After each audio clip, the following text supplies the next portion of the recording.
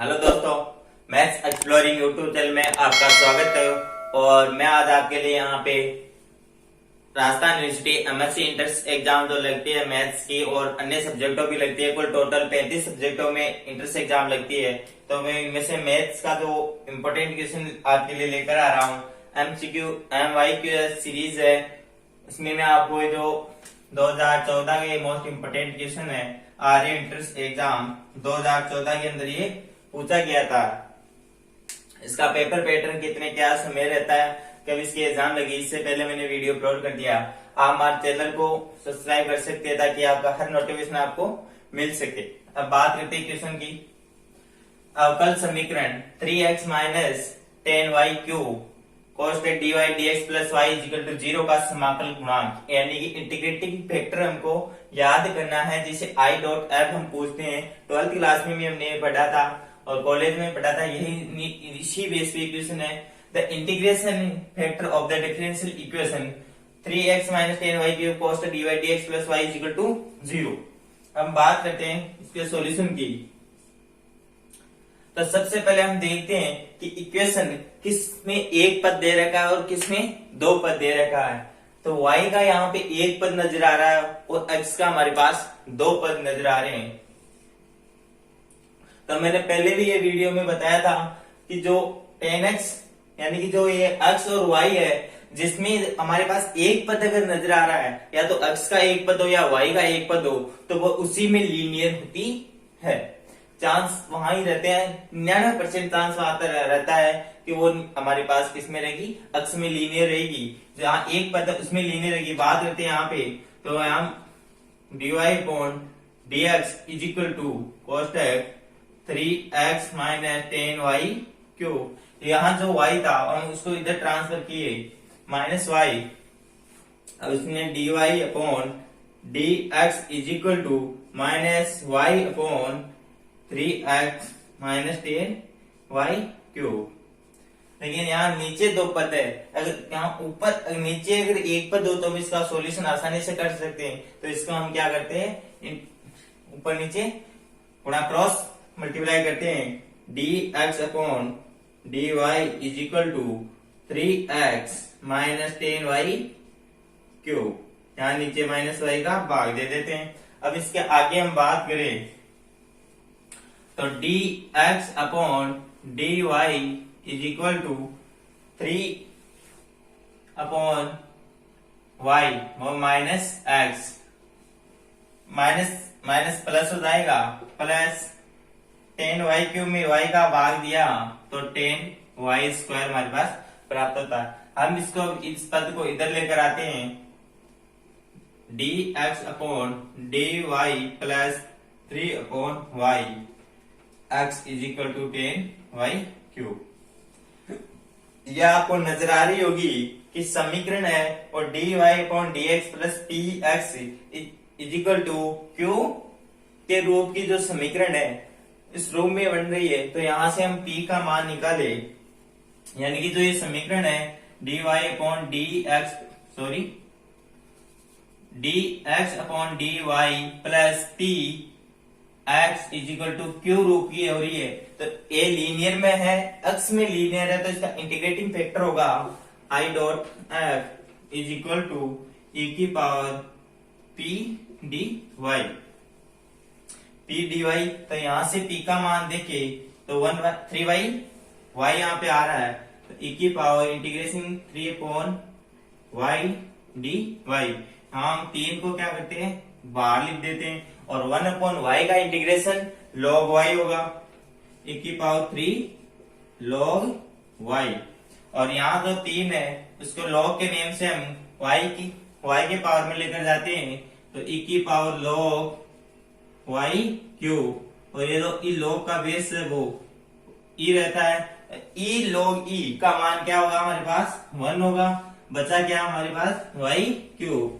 तो इस क्वेश्चन का जो इंटीग्रेटिंग फैक्टर रहेगा i डॉट है वो y क्यूब रहेगा, यानी कि ऑप्शन नंबर डी हमारे पास सही है। इसी के साथ हम क्वेश्चन नंबर 2 की बात करें, पूर्णांकों का समुच्चय z, पूर्णांकों का समुच्चय z यानी कि इंग्लिश में बात करें तो the set z of integers is एक समवर्त सेट है, एक समवर्त सेट है, एक विवृत सेट है, न विवृत न समवर्त सेट है, एक परिवृत सेट है। यानी कि हम बात करें समवर्त का, एक क्लोज सेट, एक ओपन सेट, न विवृत न समवर्त सेट, न ओपन न क्लोज सेट, एक बाउंडेड सेट। तो यहाँ जो जेड सेट होगा वो कौन सा होगा, हम बात करते हैं इस क्वेश्चन की। तो पूर्णांक होगा समुच्चय जेड एक है समवर्त सेट। नंबर 3 की हमारे पास जो डिफरेंशियल इक्वेशन है उसी के मोस्ट इंपोर्टेंट क्वेश्चन है, काफी 4 से 5 क्वेश्चन यहाँ पे डिफरेंशियल इक्वेशन के पूछे जाते हैं। क्वेश्चन नंबर 3 की अवकल समीकरण P square minus 5p plus 6 is equal to 0 where p is equal to हमारे पास क्या दे रखा है, dy अपॉन dx है का व्यापक हल में पूछा है, यानी कि जनरल सॉल्यूशन। इंग्लिश में बात करें the general solution of the differential equation p square minus 5p plus 6 is equal to 0 where जहां p is equal to dy upon dx दे रखा है। तो इसके ऑप्शन की बात करें, A B C D 4 option दे रखे हैं। हम इससे यहाँ सॉल्यूशन की बात करते हैं।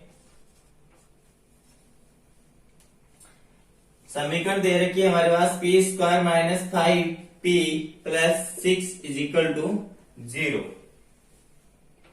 तो इसको हम कैसे सोल्व करेंगे, पहले हमारे पास द्विघात प्रकार की समीकरण है तो इसका हम मूल याद करते हैं, यानी यहाँ p का मान याद करते हैं।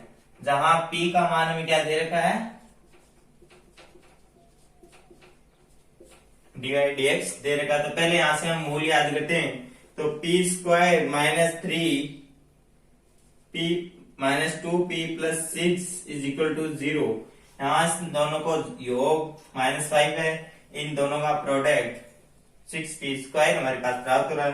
यहाँ से p हमने कॉमन लिया, p माइनस 3 फिर -2 कॉमन लिया, p minus 3 is equal to 0।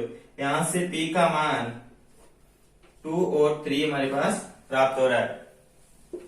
यानी कि हम यहाँ बात करें तो एक p बराबर तो हम क्या रखेंगे, dy upon dx is equal to p और dy upon dx is equal to p। एक p का मान हम 2 लेंगे और एक p का मान हम 3 लेंगे। तो यहां से हम लेंगे dy upon dx, dy upon dx is equal to 2 और dy upon dx is equal to 3। हम पहले इसका सॉल्यूशन कर लेते हैं। dy इज इक्वल टू 2, इसको इधर भेजा dx। अब इसका क्या करेंगे, इंटीग्रेशन करेंगे, अवकल समीकरण हल करेंगे। y का integration y is equal to x का integration 2 cos x plus c। हम इसको इधर लेकर y माइनस का 2x minus c is equal to 0। एक तो ये बनेगी और दूसरी जो समीकरण बनेगी हमारे पास वो dy is equal to 3dx। इसका इंटीग्रेशन करेंगे, y का dy के सापेक्ष y इज इक्वल टू 3, यहाँ पे कांस्टेंट रहेगा 3x प्लस c। y के इधर लेकर आएंगे y minus 3x minus c is equal to 0।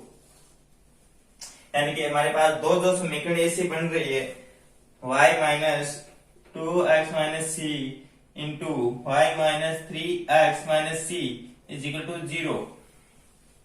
y minus 3x इसमें दे रखी है, किस ऑप्शन में, y माइनस 2 और y minus 3x minus c, option number B हमारे पास करेक्ट है। अब बात करें हम नेक्स्ट क्वेश्चन की। अब हम बात करते हैं क्वेश्चन नंबर 4 की, जो आर्य इंट्रेंस एग्जाम 2014 के अंदर पूछा गया है। आज जो क्वेश्चन है वो 2014 के अंदर पूछे गए उसी पेपर से है। तो हम बात करते हैं अवकल समीकरण d2y upon dx square plus dy dx is equal to x square plus 2x plus 4 का विशिष्ट समाकलन होगा। The particular integral of the differential equation d2y upon dx square plus dy dx is equal to x square plus 2x plus 4 is।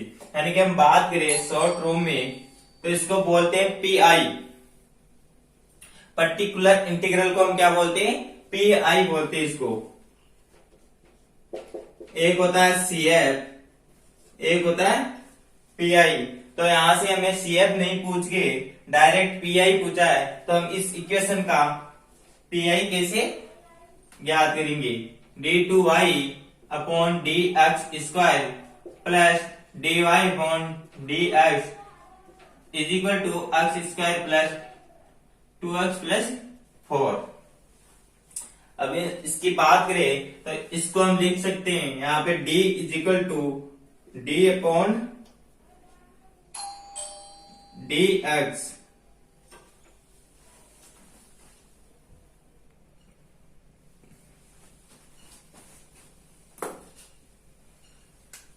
d को हम d upon dx लेते हैं, तो इसी के अनुसार अगर इसको हम लिखें तो यहाँ d स्क्वायर और इसको हम लिखे d और y हमने क्या लिया? बार ले लिया, is equal to X square plus 2x plus 4। हाँ हमें पूछा गया पर्टिकुलर इंटीग्रल यानी कि पीआई हमें याद करना है। पीआई याद करने के लिए हम क्या करते हैं? इसको भाग में ले जाते हैं, डी स्क्वायर प्लस डी, और यहां से उनको हटा देते हैं। अब इसकी हम बात करें पीआई की, पर्टिकुलर इंटीग्रल की, तो कैसे याद करते हैं? यहां से हमने क्या लिया? डी कॉमन ले लेते हैं, 1 अपॉन डी कोष्टक डी प्लस 1, और ये क्या बन रहा है हमारे पास? X square 2x plus 4। अगर यहाँ e की पावर x हो या sin x cos x tan x वो अलग अलग हो, तब यहाँ की निकालने के जो नेम है वो अलग अलग है। लेकिन हम यहाँ पे जो ये बहुलक है, बहुपदीय फलन है, तो इसका जो पीआई निकालने का जो मेथड है वो बता देता हूँ, और जो sin x हो, e की पावर ax हो, उनका भी मैं अलग नेक्स्ट वीडियो में आपके लिए बना दूंगा। सेम रहता है। अगर ऐसा ही क्वेश्चन आपको देखने को मिल जाए तो आप इसको डायरेक्ट क्वेश्चन को हल कर सकते हैं। इसका निकालने के लिए हम ये इस जो मान है इसको ऊपर लेकर जाते हैं, यानी कि y is equal to 1 upon D कोष्टक d माइनस डी प्लस 1 की power minus 1 X square plus 2x plus 4। अब इसकी बात करें इधर d प्लस 1, यानी कि आप इसके x प्लस 1 माइनस 1 का प्रसार जानते होंगे, इसका भी हम यहाँ पे प्रसार करेंगे। और वो प्रसार कहां तक करेंगे कि यहाँ पे जो इस बहुपद में कितनी मान तक में दे रखा, कितनी घात तक अगर बहुपद दे रखा, उतनी पावर तक हम इसका क्या करेंगे? ये करेंगे प्रसार। यानी कि फिर आगे तो क्या करेंगे? जैसे यहाँ पे एक्स क्यूब है, लेकिन डी क्यूब का करेंगे तो इसका मान 0 हो जाएगा। डी क्यूब का मतलब क्या होता है? यहाँ डी का मतलब होता है डेरिवेटिव, और 1 अपॉन डी का मतलब होता है इंटीग्रेशन। 1 अपॉन डी का मतलब होता है इंटीग्रेशन, और डी का मतलब होता है डेरिवेटिव। तो यहाँ पे d प्लस 1 माइनस 1, यानी कि इसका प्रसार करेंगे तो 1 minus X plus X square dot dot infinite तक जाएंगे। तो हम बात करें इसकी, y is equal to 1 upon D 1 minus का d प्लस डी स्क्वायर, हमें यहां तक ही जाएगा, बाद में तो ये 0 हो जाएगा, x square plus 2x plus 4। अब इसके सॉल्यूशन की अगर आगे बात करें,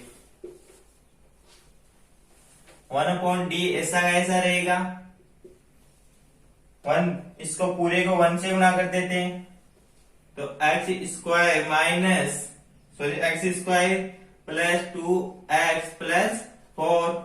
फिर इसको हम माइनस डी, यानी इसका क्या करेंगे? हम डेरिवेटिव करेंगे, तो माइनस एक्स स्क्वायर का डेरिवेटिव क्या होता है?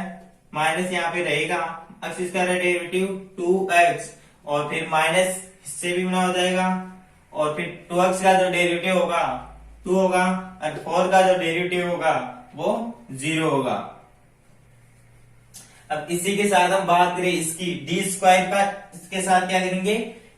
डेरिवेटिव करेंगे, तो डी स्क्वायर का एक बार इसके साथ क्या 2x, और फिर 2x का डेरिवेटिव किया 2, और इसी प्रकार इसके क्या, तो यहां से एक बार डेरिवेटिव किया 2, लेकिन दूसरी बार जैसे डेरिवेटिव करेंगे तो 0 हो जाएगा, और 4 का एक बार 0 डेरिवेटिव करते ही 0 हो गया, यानी कि यहां से हमें क्या प्राप्त होगा? प्लस 2 यहां से प्राप्त होगा, यानी कि 2 और -2 कैंसिल आउट होंगे और -2x और -2x ये +2x कैंसिल हो गया। यहाँ पे हमारे पास बना 1/d x² प्लस 4, ये हमारे पास बना। अब d का मतलब डेरिवेटिव, तो 1/d का मतलब होता है integration, reverse process of the differentiation. इसका मतलब इसका करेंगे इंटीग्रेशन, तो x³ प्लस 4 का derivative integration 4x plus c। लेकिन हमारे पास c नहीं लेना है क्योंकि हमें पर्टिकुलर इंटीग्रल पूछा गया है, cf नहीं। तो x³ प्लस 4x इसका आंसर होगा। अब बात करें नेक्स्ट क्वेश्चन की, क्वेश्चन नंबर 5 की बात करते हैं, जो आर्य एंट्रेंस एग्जाम 2016 के अंदर पूछा गया मैथमेटिक्स में। The solution of the differential equation x² d2y upon dx² plus x dy dx minus y is equal to x²। यहाँ पे जो ए ऑप्शन दे रखा है y is equal to c1 e की power x plus c2 e की power minus x plus x²3 दे रखा है, बी ऑप्शन दे रखा है, आपको दिख रहा होगा। हम यहाँ पे बात करते हैं इसके सॉल्यूशन की। सॉल्यूशन की अगर हम बात करें यहाँ पे, तो ये जो समीकरण हमें दिख रही है, आप इसको ध्यान से देखेंगे तो Cauchy linear differential equation, Cauchy homogeneous linear differential equation समीकरण है। तो Cauchy homogeneous linear differential equation होती क्या है वो बता देता हूं मैं आपको, इसका सॉल्यूशन किस प्रकार से किया जाता है, ताकि आपको इसी प्रकार से कोई और समीकरण दी जाए तो आप इसका सॉल्यूशन कर सके। अगर x की power n dn x upon dy की power n plus a1 x की power n minus 1 dn minus 1 x upon dy की power n minus 1 plus dot dot dot plus an y is equal to q। इस रो की अगर आपके पास कोई भी समीकरण दी हुई हो तब उसका सॉल्यूशन किस प्रकार से करते हैं। पहले हम x बराबर e की पावर z लेते हैं और z is equal to log x लिखते हैं। अगर यह आपको समझ में आ गई तो आप इसको लिख लो, ये है Cauchy homogeneous linear differential equation. अब बात करते हैं हमारी जो क्वेश्चन में दी हुई समीकरण उसकी।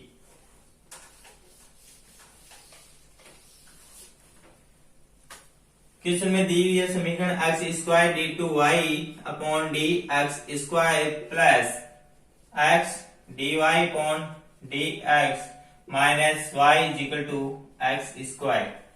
तो हम करते हैं let x is equal to e की पावर z और z is equal to log x। और हम इस रूम में दी हुई हो तो हम इस x² d2y अपॉन dx² समीकरण को लिखते हैं d cosec d minus 1 into y, d cosec d minus 1 into y, और x dy अपॉन dx को लिखते हैं dy और फिर माइनस y लेकर इसको y लिख लेते हैं। अब इसके ये मान यहां पुट करें d cosec d minus 1 into y plus dy minus y is equal to, इसका हम अगर बात करें CF की तो यहां से हम ओनली फॉर CF ही निकालेंगे, तो इसको क्या लिखें 0 के बराबर लेकर चलते हैं हम।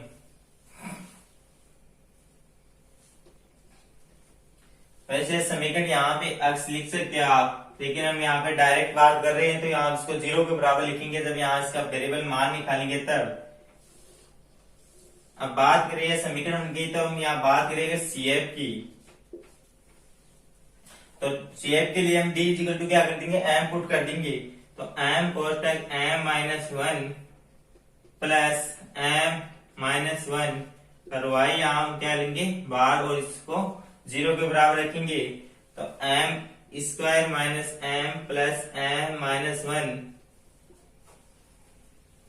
इज इक्वल टू 0, y को इधर ट्रांसफर किया तो m से m कैंसिल, तो यहाँ बना m square minus 1 is equal to 0 और m square is equal to 1, m is equal to plus minus 1, m is equal to plus minus 1 हमारे पास यहाँ प्राप्त हुआ। अब यहाँ CF याद करने के लिए यहाँ अक्ष नहीं काम में लेंगे, क्योंकि अक्ष को हमने किसमें चेंज किया, e⁻z में हमने क्या कर दिया, चेंज कर दिया। तो इस क्वेश्चन में जो ध्यान रखने योग्य बात है वो सिर्फ यही है CF में। तो इसका जो CF होगा वो C1 e⁻z, यहाँ हमारे पास क्या आता, e⁻x आता ना यहाँ पे अगर अक्ष लेते तो, लेकिन अक्ष की जगह क्या दे रखा है, e⁻z plus C2 e plus 1 यहाँ ले लिया, अब माइनस 1 यहाँ ले लेते हैं z। अब इसको हम आगे लिखें CF इज इक्वल टू, अगर अक्ष में लिखे तो e⁻z बराबर अक्ष है और e⁻z बराबर 1 अपॉन अक्ष आएगा।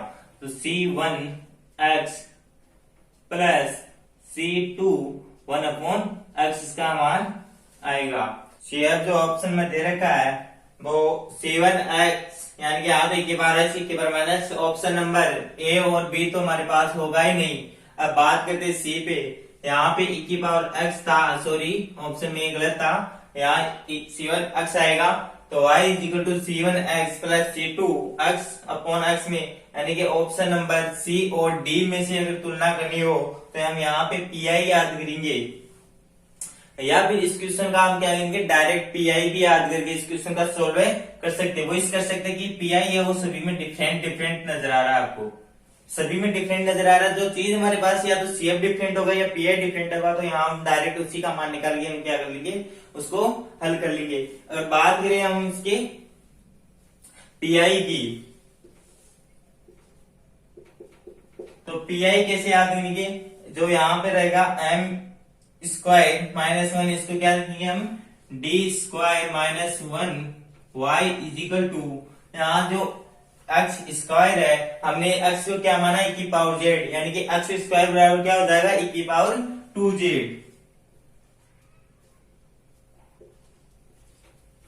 अब यहाँ PI की बात करें, e⁻2z upon d square minus 1, तो यहाँ जो जो इसका रहता है e⁻ax अपॉन में d स्क्वायर हो या कुछ भी हो डॉट, तो जो ये a गुणांक रहता है वो d की जगह रखा जाता है, और ये गुणांक a अगर d की जगह रखने पर इसका मान अगर हमारे पास 0 प्राप्त हो तो फिर इसका हम क्या करते हैं, डेरिवेटिव करते हैं, e⁻ax ऐसा रहेगा, जहाँ a तो यहाँ पे उतार दिया जाएगा और d का डेरिवेटिव हो जाएगा, यानी कि 2d हो जाएगा, इसका मान 0 हो जाएगा। फिर इसको क्या करते हैं, हल करते हैं। तो इसको हम यहाँ बता देते हैं कि जो 2 है वो d की जगह लेगा, तो PI is equal to e⁻2z upon d square की जगह 2 रखेंगे, d की जगह 2 रखेंगे, यानी कि 2 का स्क्वायर 4 माइनस 1, यानी कि 3 हमारे पास प्राप्त हुआ e⁻2z अपॉन 3, ये हमारे पास प्राप्त हुआ। तो अब e⁻z बराबर क्या होगा, e⁻z बराबर क्या होगा, x, यानी कि PI is equal to x square upon 3। ये कौन से ऑप्शन में है, ऑप्शन नंबर C हमारे पास क्या होगा, करेक्ट होगा। y is equal to C1 x plus C2 x plus 1.3 x square. अगर यहाँ से आपको CF और PI ज्ञात करना नहीं आ रहा है तो आप हमें कमेंट बॉक्स में बताना। इसका जो पूरा का पूरा PI सॉल्यूशन, PI के होते हैं 7 से 8 तरीके और CF के होते हैं 5-7 तरीके, तो वह आपको मैं इस पे अलग से वीडियो अपलोड कर दूंगा ताकि आपको अच्छी तरीके से समझ में आए। इसमें जो डिफरेंशियल इक्वेशन में रहता है वो CF प्लस PI मोस्ट रहता है, और ऐसे इक्वेशन पाने के लिए हमारे चैनल को सब्सक्राइब कर सकते हैं। और कैसे लगी है सीरीज आप हमें कमेंट बॉक्स में जरूर बताना।